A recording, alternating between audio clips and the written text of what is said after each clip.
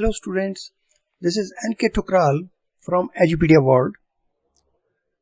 Today students, I am going to take chapter on international business. Before defining international business, let me tell you about the background of international business and how the international businesses started growing. The national economies which so far were pursuing the goal of self-reliance are now becoming increasingly dependent upon others for procuring as well as supplying various kinds of goods and services. Due to increased cross-border trade and investments, countries are no more now isolated. The prime reason behind this radical change is the development of communication, technology, infrastructure, etc. Emergence of new modes of communications and development of faster and more efficient means of transportation have brought nations closer to one another. We are today living in a world where the obstacles to cross-border movement of goods and persons have substantially come down. That's why the international business is growing day by day. Now let us see the definition of international business. International business is defined as commercial transactions that occurs across country borders. When a company sells products in the US, Japan and throughout Europe, this is an example of international business. The exchange of goods and services among individuals and businesses in multiple countries, number one. Second, a specific entity such as a multinational corporation or international business company that engage in business among multiple countries. These all are the examples of international business. International business can refer to those business activities that takes place beyond the geographical limits of a country. So this is the definition of international business. As you can see in the slide, international business refers to those business activities that takes place beyond the geographical limits of a country. In the words of an author, international business consists of transactions that are devised and carried out across national borders to satisfy the objectives of the individuals, companies and organizations. So these transactions takes on various forms which are often interrelated. So these are the activities which happens between the two countries on goods and services are considered as an international business. Now students, are you aware that why the international business is required? Or what is the need of international business? International business is needed because there are so many factors which makes international business to be more popular. Number one factor is uneven distribution of natural resources. The fundamental reason behind international business is that the countries cannot produce equally well or cheaply all that they need.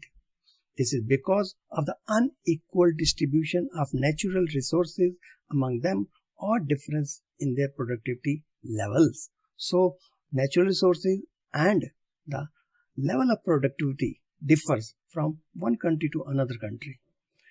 So this is the reason why international business is needed. Next is availability of factors of production. Availability of various factors of production such as labor, capital and raw materials that are required for producing different goods and services differ among nations. Moreover, labor productivity and production cost differ among nations due to various social, economic, geographical and political reasons. Due to these differences, it is not uncommon to find one particular country being in a better position to produce better quality products and at lower cost than what other nations can do. So availability of factor of production is another reason for international business. Another factor is specialization. Some countries specializes in the production of goods and services for which they have some advantages like advanced technical know-how, high labor productivity, suitable climate conditions, etc. So these are the factors which makes a country specialized in specific items. For example, West Bengal in India specializes in jute products, or you can say for the country is France. They are more, their climate and their specialty is in defense production goods. So specialization of items also require the need for international business. Another reason is cost benefit.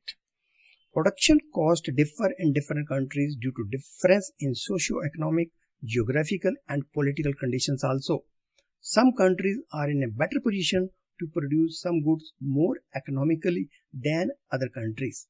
As a result, firms engage in international business to import what is available at lower prices in other countries and export goods on which they can fetch better prices. So these are the factors which necessitate the countries to do international business, and they feel the international business is must nowadays. Now let us go ahead and see what are the features of international business. Number one feature is transactions to be across different countries. International business is possible only when there are transactions across different countries. Another feature is legal obligations. Each country has its own laws regarding foreign trade which have to be complied with. Further, there is more government intervention in case of international transactions. This is another feature of international business, means every country has own laws and legal obligations are required to be complied with. Another feature is use of foreign exchange. Every country has its own different currency. This gives rise to the problem of exchange of currencies as foreign currency is used in making transactions. Another is high degree of risk. International business faces huge risk due to long distances, risk of fluctuations in two currencies, fear of obsolescence, etc. So these are the risks which are inbuilt in the international businesses. Next is heavy documentation. It is subject to number of formalities. Many documents have to be filled in and dispatched to the other party. Another is time consuming.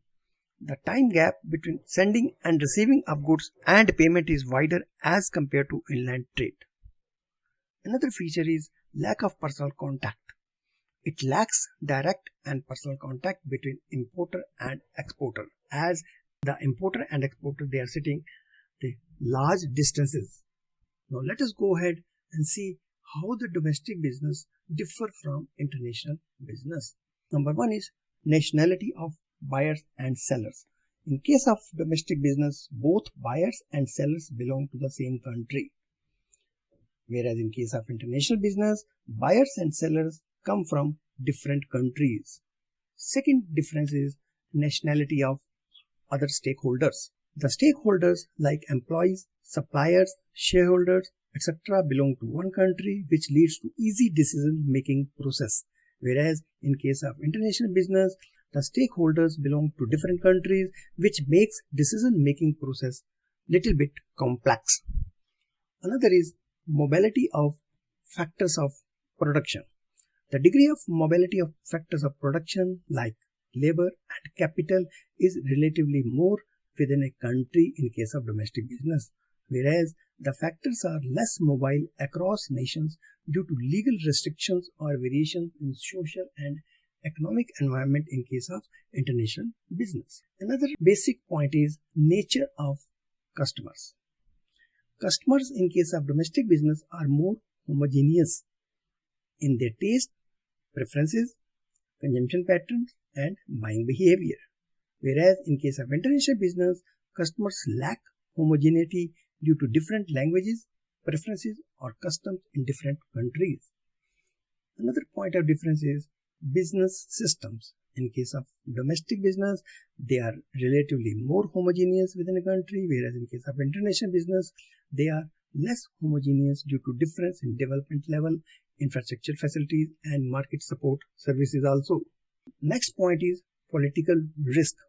In case of domestic business firms are familiar with political system in their country, whereas in case of international business, these traders faces difficulties in understanding and coping up with different political system in every country.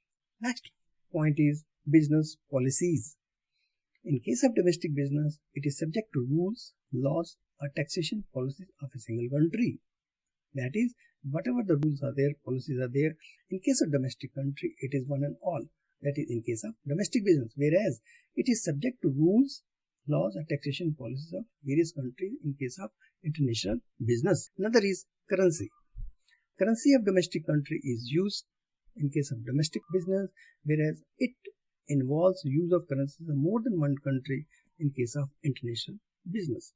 Another point is processing time. In case of domestic business, there is less time gap in order and supply of goods, whereas in case of international business, there is a wide time gap between order and supply of goods. I think everybody has well understood the domestic business and international business differences. Now let us see what are the advantages of international business. Benefits to the country and benefits to the business are main two advantages of international business. In case of benefit to country, earning of foreign exchange. It helps. International business helps a country to earn foreign exchange, which can be further used to import capital goods, technology, petroleum products, etc., which are not available domestically. Second benefit to a country is efficient use of resources. External trade enables the countries to specialize in production of those goods for which they possess natural resources and can produce more economically and efficiently. So that's why we say that efficient use of resources is beneficial to a country of international business. Another is growth prospects. International business improves the growth prospects of many countries, especially the developing ones, as firms can raise their production capacity and export surplus output to foreign countries. That is what nowadays India is doing. Countries can also import technical know-how and capital equipment to boost up the economic growth. External trade also creates employment both directly and indirectly. So all these improves the growth prospects of a country. Another is increased standard of living. Definitely, standard of living increases when there is an international business, especially of a developing country. External trade enables each country to obtain all type of goods and services from different foreign countries which the country was unable to produce. So this increases the standard of living. Now students, after seeing the benefits to a country of international business, let us see benefits to business firms. Number one is higher profits. It's obvious. International business can be more profitable than the domestic business, especially when the firms are able to sell their products at higher prices in foreign countries as compared to home country. Another benefit is increase of capacity utilization.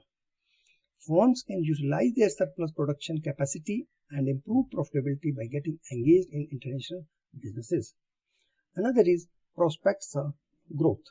When demand for products starts getting saturated in domestic market, saturated means the demand is limited, then the international comes into being.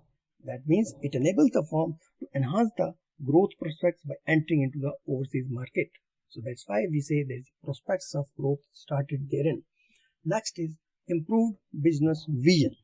International business enables the firms to improve their business vision. The vision to become international comes from the urge to grow, the need to become more competitive, the need to diversify and to gain strategic advantage of internationalization.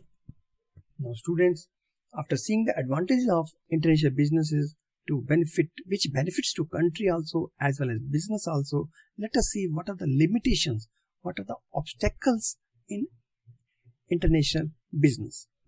Let us see what are the first point is different currencies. Every country has its own currency. So importer has to make payment in the currency of exporter's country. It involves risk of loss due to exchange rate fluctuations. Another is legal formalities. International business is subject to a large number of legal formalities and restrictions. The government of every country exercises strict control over business with other nations. Heavy documentation and various legal formalities sometimes involve much time and effort also. Another limitation is distance barriers. Due to large distances between countries, it is difficult to establish quick and personal contacts between traders from different countries.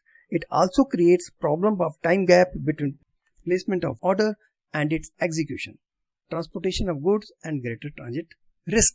Another is language barrier. Due to different languages in different countries, it becomes difficult for a trader to understand the terms and conditions of the contract. Another is different laws.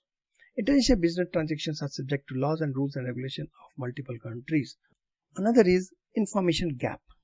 It is difficult to obtain accurate information about foreign markets and about the financial position of foreign merchants. So this information gap creates a problem sometimes in case of international business. Another is transport problems. Water and air transport are the important modes of transport used in international business.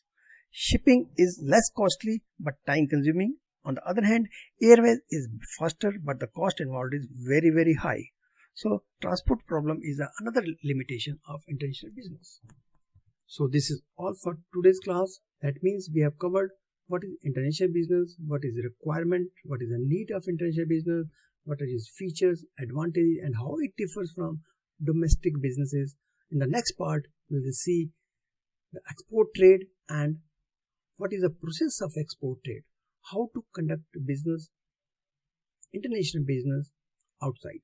So this is all for today's class. Thank you. Bye-bye.